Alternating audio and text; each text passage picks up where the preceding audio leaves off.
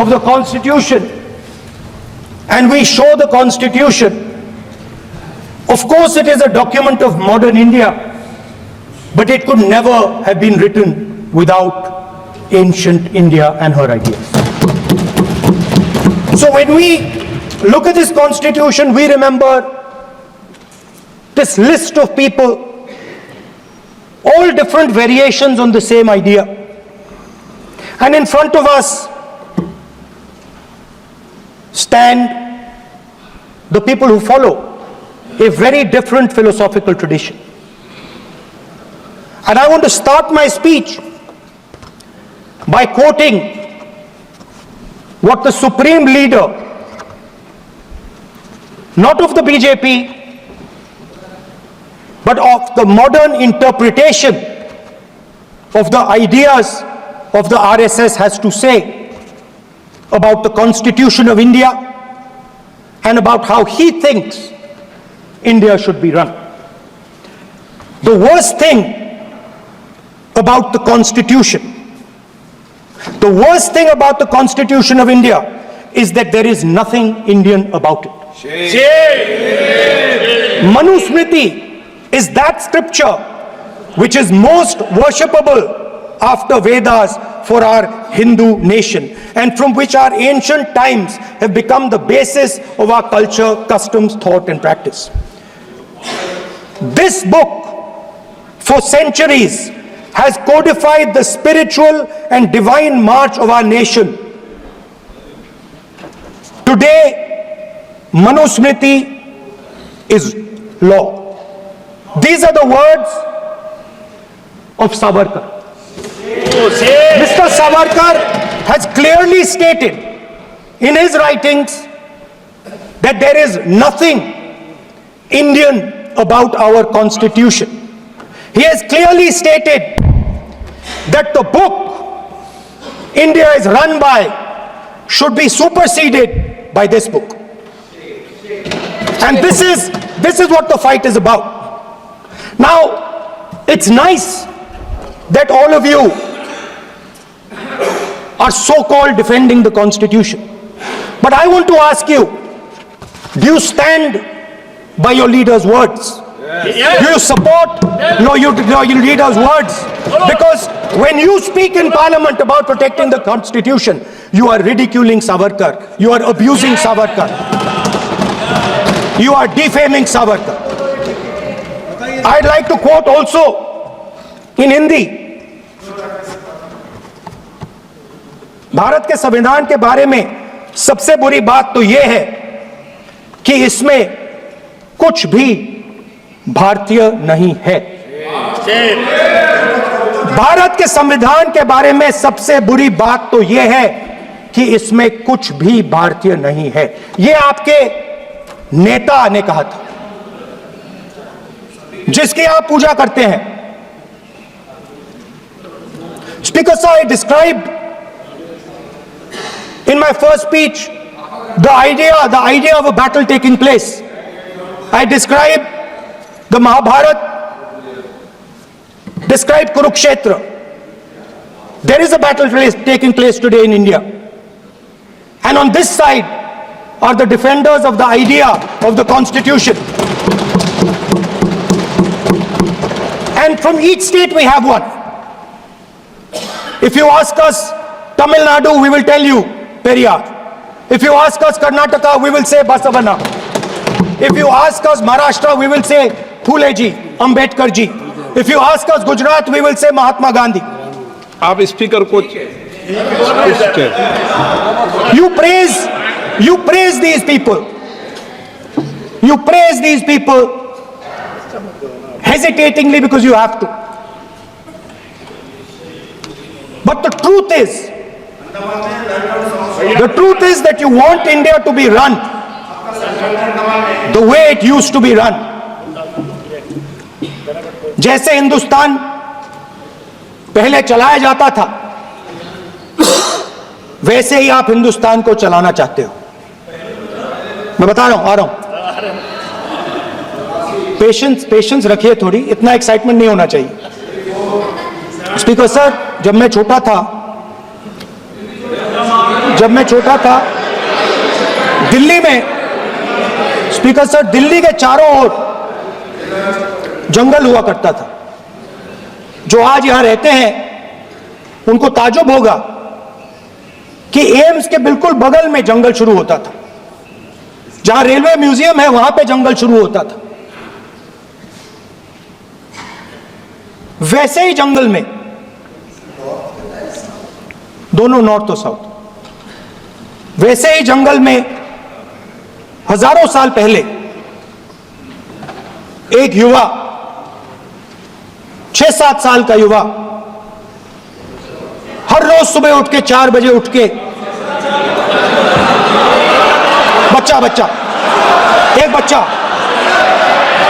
एक बच्चा, वाह बहुत बढ़िया, एक बच्चा 4 बजे उठ के तपस्या करता था। हर रोज सुबह तपस्या, हाँ, हर रोज सुबह वो धनुष उठाकर तीर कमान चलाता था और घंटे घंटे उसने तपस्या की, सालों के लिए उसने तपस्या की।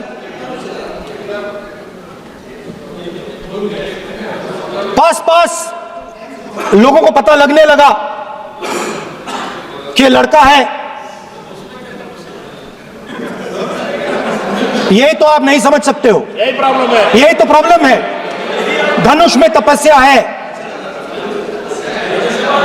मनरेगा के काम करने में तपस्या है।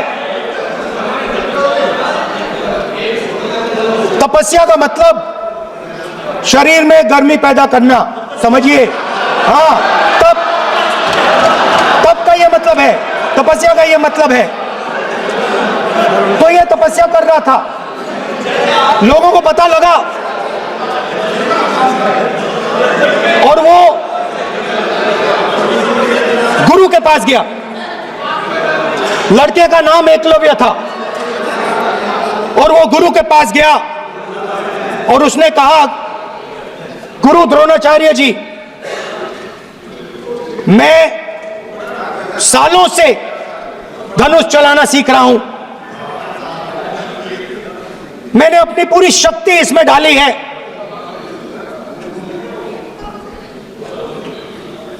आप मेरी मदद कीजिए, आप मेरे गुरु बनिए। द्रोणाचार्य जी ने एकलव्य को कहा कि आप ऊंची जात के नहीं हो, आप ऊंची जात के नहीं हो, आप द्विजा नहीं हो, मैं आपका गुरु नहीं बनूंगा, यहां से तुम चले जाओ। और एकलव्य चला गया। फिर से एकलव्य ने तपस्या शुरू की, फिर से तपस्या शुरू की। कुछ साल बाद द्रोणाचार्य जी और पांडव उसी जंगल से निकले। एक कुत्ता भौंक रहा था, कहानी आपने सुनी है, सुना देता हूं। कुत्ता भौंक रहा था, अचानक कुत्ते की आवाज शांत हो गई। द्रोणाचार्य जी और पांडव पास गए और उन्होंने देखा कि तीरों के जाल में कुत्ता फंसा हुआ था। मुंह में तीर था एक, हाँ, मगर कुत्ता तीरों के जाल में फंसा था, एक तीर मुंह में थी, शांत था कुत्ता, मगर कुत्ते को चोट नहीं लगी। एकलव्य ने अहिंसा के साथ कुत्ते को शांत किया था। द्रोणाचार्य जी आते हैं और एकदम पूछते हैं, तुम्हें यह किसने सिखाया? एकलव्य जवाब देता है, द्रोणाचार्य जी, यह मैं सीखा हूं, मैंने तपस्या की है, घंटों मैंने प्रैक्टिस की है।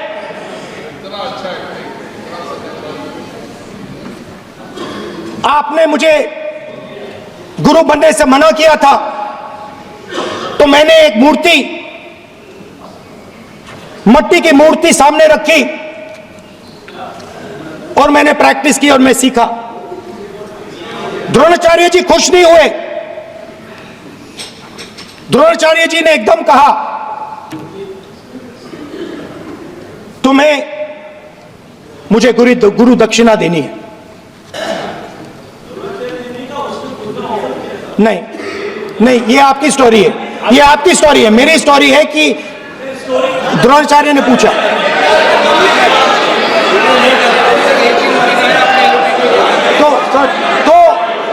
तो द्रोणाचार्य जी ने Sir, the PM will not speak. Lord want to say, if you are not giving order, Prime Minister has to speak. That's what want to. If you are not giving protection, if you are not giving protection to LOP, then Prime Minister has to speak here. I will tell you. We will be very clear. ठीक है sir.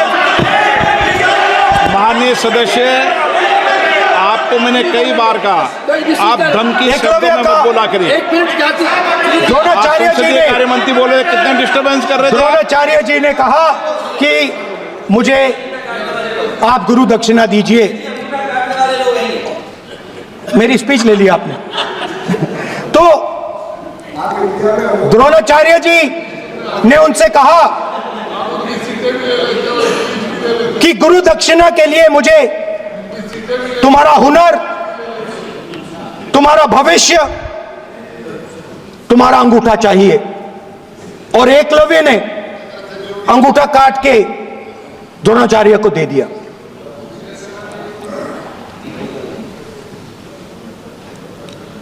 यह अभय मुद्रा है। इसमें confidence, strength, निडरता कहां से आती है? हुनर से आती है, इस अंगूठे से आती है। ये लोग इसके खिलाफ हैं। जैसे द्रोणाचार्य जी ने एकलव्य का अंगूठा काटा, वैसे ही आप पूरे देश का अंगूठा काटने में लगे हुए हो। आप जैसे ही जैसे द्रोणाचार्य जी ने एकलव्य का अंगूठा काटा, वैसे ही आप हिंदुस्तान के युवाओं का, जैसे ही एकलव्य ने, देखो सर, जैसे एकलव्य का अंगूठा काटा गया, वैसे ही आप हिंदुस्तान के युवाओं का, सबका अंगूठा काटते हो। जब आप अदानी जी को धारावी देते हो, तो आप धारावी के जो एंटरप्रेन्योर्स हैं, जो स्मॉल एंड मीडियम बिजनेसेस हैं, उनका आप अंगूठा काटते हो। जब आप हिंदुस्तान के पोर्ट्स, एयरपोर्ट्स, डिफेंस इंडस्ट्री, ये सब जब आप अदानी को देते हो,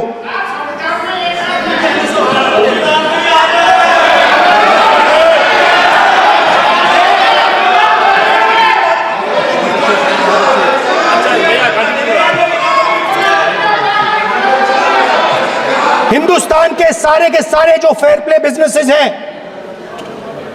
जो ईमानदारी से काम करते हैं, आप उन सब का अंगूठा काटते हो जब आप अदानी की मदद करते हो। कॉन्स्टिट्यूशन में लैटरल एंट्री कर आप हिंदुस्तान के युवाओं का, पिछड़ों का, गरीबों का अंगूठा काटते हो।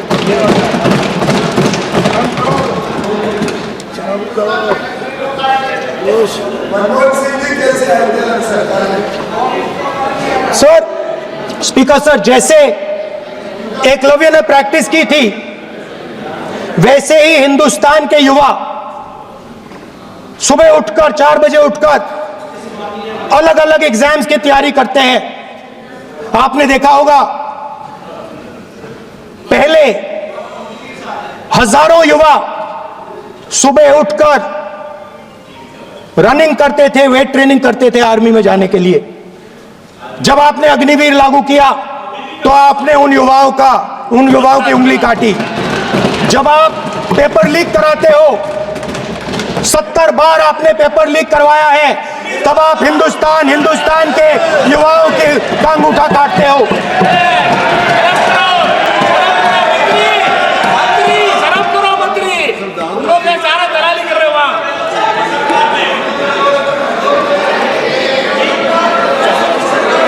आज बाहर, दिल्ली के बाहर आपने किसानों पर टीयर गैस चलाया है, आपने किसानों पर लाठीचार्ज किया है। किसान आपसे एमएसपी मांगते हैं, सही दाम मांगते हैं, मगर आप अदानी को फायदा पहुंचाते हो, अंबानी को फायदा पहुंचाते हो और किसान का अंगूठा काटने का काम करते हो। देखिए इसको हम कहते हैं अभय मुद्रा, हम कहते हैं डरो मत, आप कहते हो हम आपका अंगूठा काट देंगे। ये फर्क है। एक तरफ कौन सर बोले, मेरे कहना है कि हम एक मिनट प्लीज बैठिए, आप बैठिए, प्लीज बैठिए, आप बैठिए। आज हम भारत के संविधान की 75 वर्ष की गौरवशाली यात्रा कर रहे हैं और कर भाई ये चर्चा हुई थी कि हम संविधान की चर्चा करते समय उसकी उच्च कोटि की ये अपेक्षा है आप स्पीकर सर,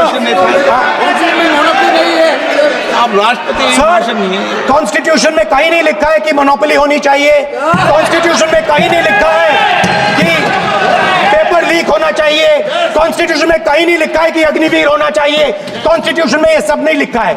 इसलिए मैं यहाँ रेस कर रहा हूँ।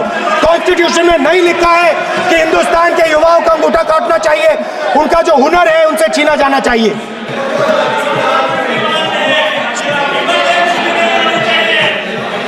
बैठे बैठे कर रहे हैं सर, 5 बजे अब भी बैठे बैठे करेंगे, अब कुछ नहीं बोलना है उस टाइम पे।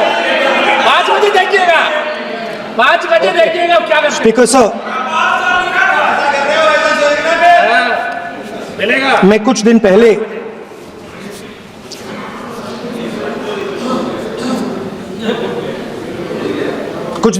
मैं हाथरस गया। कुछ दिन पहले मैं हाथरस गया। हाथरस में 4 साल पहले एक लड़की का बलात्कार होता है। गैंग रेप होता है। 3-4 लोग गैंग रेप करते हैं। मैं 2-3 दिन पहले उस लड़की के परिवार के घर में गया।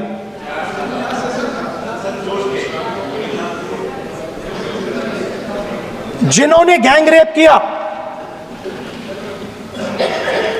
वो बाहर घूम रहे हैं और लड़की का परिवार अपने घर में बंद है। लड़की का परिवार बाहर नहीं जा सकता है। जो अपराधी हैं वो उनको रोज धमकाते हैं और वो बाहर घूमते हैं।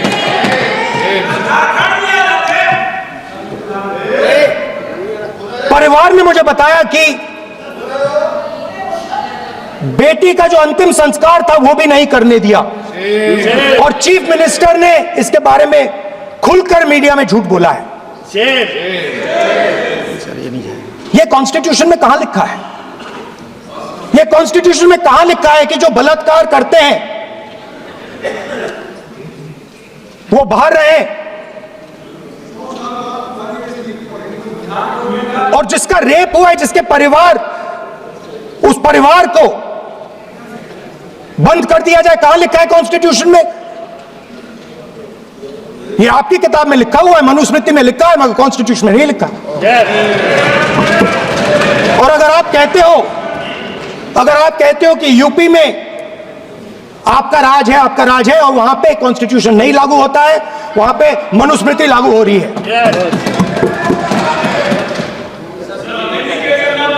परिवार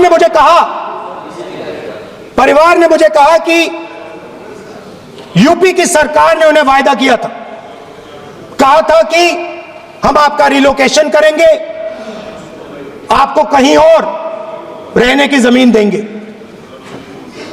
आज तक 4 साल हो गए हैं, आज तक उनका रिलोकेशन नहीं किया गया है। और हर रोज उन्होंने मुझे फोटो दिखाई, वो बाहर निकलते हैं और जिन्होंने बलात्कार किया वो धमकाते हैं उनको। तो मैं इस हाउस में कहना चाहता हूं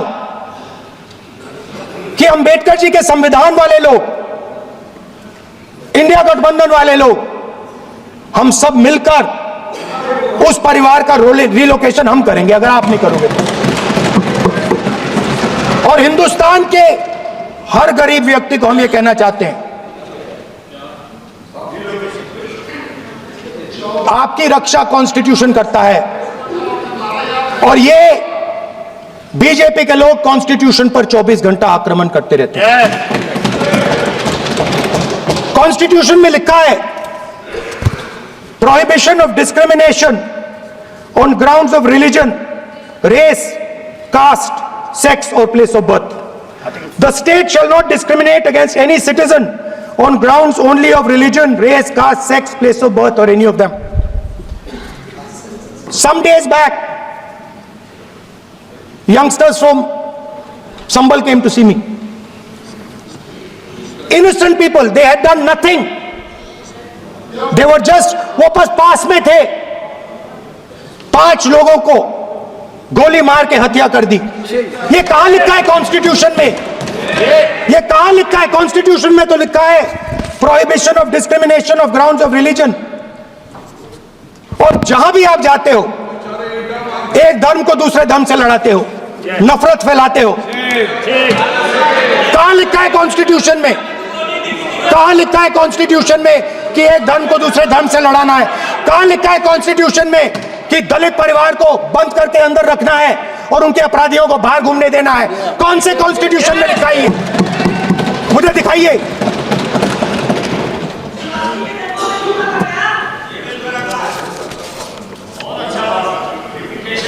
स्पीकर साहब, हमने, हमारी जो विचारधारा है, इंडिया गठबंधन की विचारधारा है, वो देश में कॉन्स्टिट्यूशन लाई है।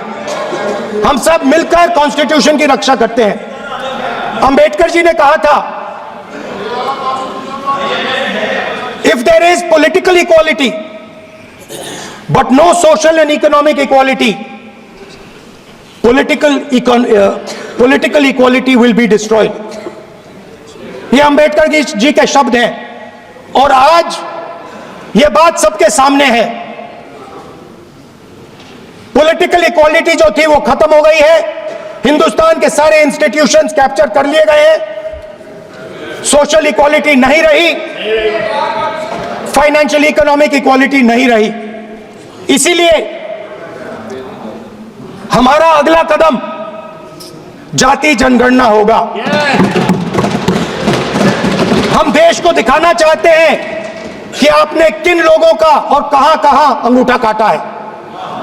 हम दलितों को, आदिवासियों को, पिछड़ों को, किसानों को, मजदूरों को दिखाना चाहते हैं कि आपने किस किस का अंगूठा काटा है। इसलिए जो मैंने वायदा किया था, इसी हाउस में यहां हम कास्ट सेंसस लागू करेंगे और उसके बाद हिंदुस्तान में एक नए तरीके का विकास होगा, एक नई तरीके की राजनीति होगी।